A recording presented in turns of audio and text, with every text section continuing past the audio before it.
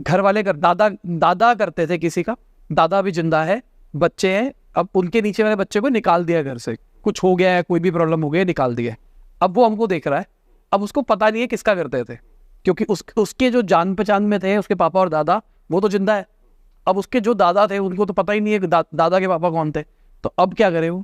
अगर वो श्राद्ध उसके दादा अभी भी कर रहे हैं, अगर वो दादा हैं जैसे आपने कहा, तो वो कर सकते हैं। और अगर वो वहां लाइव है और उसके ऊपर के सारे लोग हैं तो उसको करने की जरूरत नहीं है। He is liable for just mother father और दादा दादी, ठीक है, ये उसकी ड्यूटी है, क्योंकि उसकी जो चेन है, उसकी जो जेनेलॉजी है, वो उसके मदर फादर और उनके मदर फादर से, ध्यान रखिएगा इस बात, वो उसके मदर फादर और उनके मदर फादर से है, तो वो चीज वहां बहुत आवश्यक है। अब जैसे हमारे पास केसेस आते हैं, क्योंकि अभी 17 तारीख से 17 सितंबर से श्राद्ध पक्ष आरंभ हो जाएगा। 17 तारीख से 2 अक्टूबर तक मैं गया में ही रहूंगा, क्योंकि अल्टीमेटली सभी पितरों की एक ही गंतव्य है, वो है श्री गया जी। ये हमारे शास्त्रों में भी है। भगवान राम भी गए अपने पिताजी का श्राद्ध करने, वहां पर पिंडदान करने।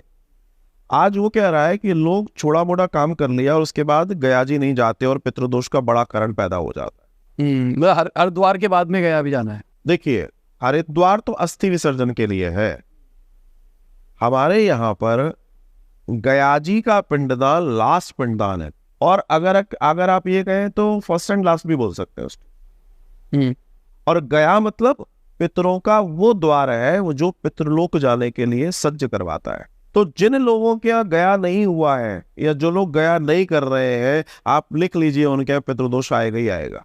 तो मैं वहां 16 दिन रहता हूं, तो मेरे साथ लोग 16 दिन का श्राद्ध भी करते हैं, लोग 1 दिन का भी श्राद्ध करने आते हैं, लोग 5 दिन का भी करना आते हैं, लोग तिथि वाला भी करने आते हैं। अब समस्या क्या आती है कि कई बार जब पितरों का आवाहन करके लोग गया जी आते हैं, तो कई ऐसे जटिल पितर होते हैं जो वापस चले जाते हैं, जो मुक्त नहीं होते, या जो गया जी के साथ क्लब नहीं कर पाते, अपने आप को जोड़ नहीं पाते, या उनकी पूजा अर्चना कोई चीज भी मिस हो जाती है। तो अब उससे कैसे बचा जाए?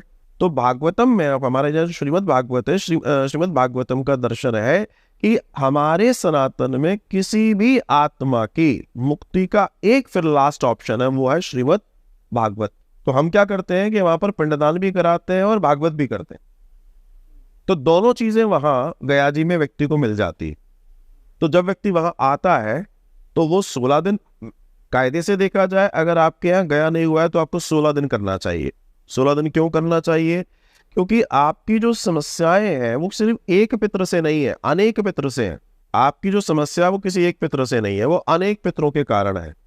तो जो प्रतिपदा आएगी, जो पहला दिन होगा, उस दिन आपके यहाँ जो भी गया होगा, आपको ज्ञात है या अज्ञात है, आपको मालूम है कि नहीं मालूम, इससे फर्क नहीं पड़ता, लेकिन उसके निमित्त कार्य होगा। तो जब वहां ब्राह्मण संकल्प लेंगे तो वो ज्ञात आप नाम बोलोगे, आपको जो नॉलेज है, फिर वो लेंगे अज्ञात, मीन जिसकी आपको नॉलेज भी नहीं है, जो आपने भी प्रश्न किया उसको नहीं मालूम, सपोज इन दैट कंडीशन ऐसी आती है।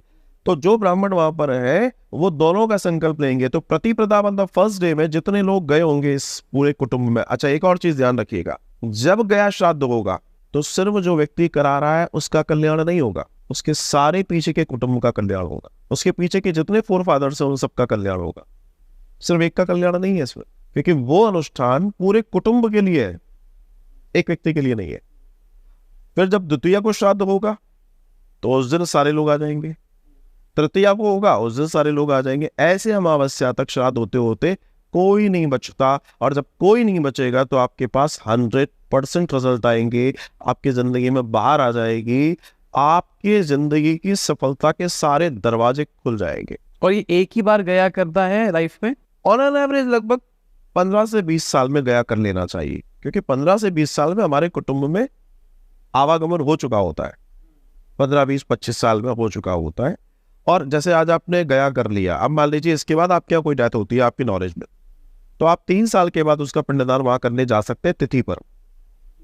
फिर आपको 16 दिन जाने की जरूरत नहीं है, क्योंकि अब तो नॉलेज में है आपके। जिनको नॉलेज में नहीं है कितने गए कितने आए, उनके लिए 16 दिन बहुत जरूरी है। वहां पर आने वाले जो लोग हैं वो सिर्फ भारत के नहीं होते, पूरी दुनिया से लोग आते हैं, वर्ल्ड वाइड लोग आते हैं, इसलिए गया में इंटरनेशनल एयरपोर्ट है। क्योंकि उन्हें जानकारी है कि हमारे पितरों का कल्याण हो, और आप पितरों का कल्याण नहीं कर रहे हैं। ये और मैं दर्शकों को बता दूं कि आप पितरों का कल्याण करने के लिए नहीं कर रहे, वास्तव में ये आपका कल्याण, क्योंकि अगर उनकी प्रसन्नता है तो आपका जीवन उससे श्रेष्ठ और उत्तम होने वाला है। ये बहुत मायने रखता है। तो मेरे साथ जाने वाले जो लोग होते हैं उनके लिए फायदे भी बहुत ज्यादा होते हैं। एक फायदा नहीं है, बहुत सारे फायदे होते हैं। होता क्या है कि गया में जब लोग जाएंगे तो उन्हें नहीं मालूम किससे मिलना है, और फिर उनके खर्चे अनाप शनाप हो जाते हैं, जो जो कहेगा। हमारे साथ जो लोग जाते हैं वो हमारे साथ ही, हम जहाँ रुकते हैं वही होटल में बढ़िया एयर कंडीशन रूम उनके साथ रहता है, क्योंकि सारे दिन पूजा होती है। वो लोग सुबह 7 बजे पूजा में जाएंगे, तब 2 बजे लौट के आएंगे, 3 बजे लौट के आएंगे। समटाइम्स ऐसा होता है 4 भी बज जाते हैं। फिर उसके बाद आकर वो कथा में बैठेंगे, क्योंकि आपके पितरों, हमारी कोशिश ये होती है कि जो व्यक्ति आया है वो पूरी तरीके से मुक्त होकर जाए, फिर उसके पास कोई अड़ल न रह जाए, वो जाए और आनंद से अपनी जिंदगी जिए, और जो करेगा उसको सफलता मिलनी है। विवाह नहीं हुए तो विवाह होंगे, बच्चे नहीं हुए तो बच्चे होंगे, खटपट है तो वो दूर हो जाएगी। मेरे पास ऐसे कई प्रमाण हैं।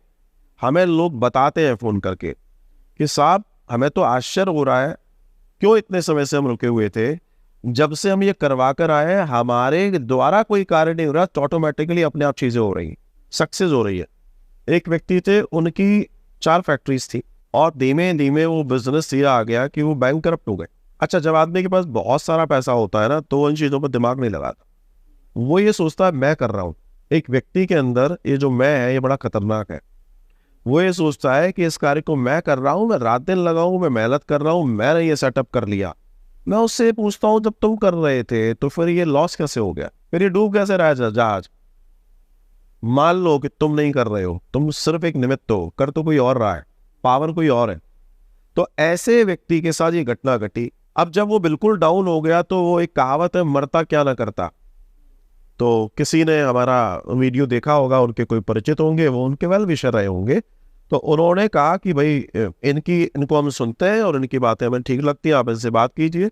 उनका फोन आया, साहब ऐसी ऐसी बात है, और सबसे बड़ी बात है, शुरू में बातों से लग रहा था कि अभी भी उनकी रस्सी में बल जो होता है, रस्सी जल जाती है, बल ले गया, लेकिन बिलीव नहीं था। हमने कभी कभी वृंदावन आइए, क्योंकि जब तक आप आओगे नहीं, आपको ये नहीं मालूम आप किससे बात कर रहे हो, कहाँ बात कर रहे हो, क्योंकि आदमी, अब दुनिया प्रोफेशनल हो गई। जब वे आए, उनसे बातें हुई, और जब उनकी कुंडली खोलकर, कुंडली हमने जब खोली और कुंडली खोल के उनको ये बता दिया कि तुमको लॉस किस दिन से शुरू हुआ, तो वो शॉक्ड थे। और हमने ये भी बता दिया कि वो ये प्रॉब्लम्स है, उसमें बीमारियां भी आ जाती है, कुंडली में सब आ जाता है। और उनको ये भी बताया कि आप क्या ये चैलेंजेस आए हैं। जब उनको ये पता पड़ा तो उनको लगा कि नहीं, देयर इज समथिंग, कुछ है, क्या करना चाहिए। मैंने कहा हमारे साथ 16 दिन रहो गया जी में। बोला साहब हम पे तो टाइम ही नहीं है। मैंने कहा फिर मजे करो, आपके पास टाइम नहीं है, मतलब आप 4 फैक्ट्री से 0 हो गए, अभी भी आप कह रहे हो आपके पास टाइम नहीं है। तब आपकी पत्नी कह रही थी पूजा में आ जाओ, तब भी तुम कह रहे थे तुम्हारे पास टाइम नहीं है। अब तो सुधरो। तब उस व्यक्ति का बस समय अच्छा आता है तब होता है, तो उसका समय अच्छा आया कि कैसे करके उन्होंने एग्री किया कि चलो हम आते हैं। पति पत्नी दोनों आए, 16 दिन पूरी श्रद्धा के साथ उन्होंने कार्य किया, और अभी उनको 2 साल हुए हैं। और मेरे पास जो अभी तक की उनकी खबर है कि 4 में से 2 फैक्ट्रियां उनके पास वापस आ गई, जो उनको उम्मीद थी कि मुझे कभी कुछ नहीं मिलेगा, क्योंकि उनके पार्टनर्स के साथ सारा कुछ था और उसके हाथ में सब कुछ था। उसने क्यों दे दिया वो उनको भी नहीं मालूम। आज वो लोगों को कहते हैं कि पितृदोष क्या होता है ये मैंने देखा, और पितृदोष के सॉल्यूशंस क्या है ये मैंने देखा। हमारे पास कई लोग ऐसे आते हैं जिनके पास बड़ी बड़ी डिग्रियां हैं, लेकिन उनके पास जॉब्स नहीं, उनके पास उनके टैलेंट के अनुसार पैसा नहीं आ रहा। उनके परिवार, उनके माता पिताओं ने गया श्राद्ध किया, उसके बाद आनंद हो गया, चीजें बहुत शानदार हो गई। तो मैं बार बार इस बात को लोगों से कहना चाहता हूं कि जब जब आप अपने सनातन की परंपराओं से दूर जाएंगे, आप पितृदोष से पीड़ित होंगे और आप डाउन होंगे। कई बार आपके पास एक प्रश्न आ सकता है कि साहब मैं अकेली महिला हूं, क्या मैं गया श्राद्ध कर सकती हूँ, क्या मैं पिंडदान कर सकती हूँ? तो आपको बता दूं, कर सकते। स्त्री कर सकती है, पुरुष कर सकता है, कोई अननोन किसी का भी पिंडदान कर सकता है जो जानकार नहीं है। यह हमारे सनातन का दर्शन। आप किसी को भी सदगति दे सकते हैं, ऐसा कहीं नहीं लिखा कि स्त्री नहीं कर सकती। आप जैसे हमारे यहाँ कई स्त्रियां अकेले आती हैं, कोई नहीं है, वो जानती है कि ये करना चाहिए। तो होता यह है कि उनके लिए एक प्रतिनिधि के रूप में ब्राह्मण देवता नियुक्त हो जाते हैं। वो संकल्प लेती है, वो संकल्प उन ब्राह्मण देवता को दिया जाता है, तो उनके साथ वो ब्राह्मण देवता रहकर वो सारा कार्य संपन्न करते हैं, तो हो जाता है सारा कार्य।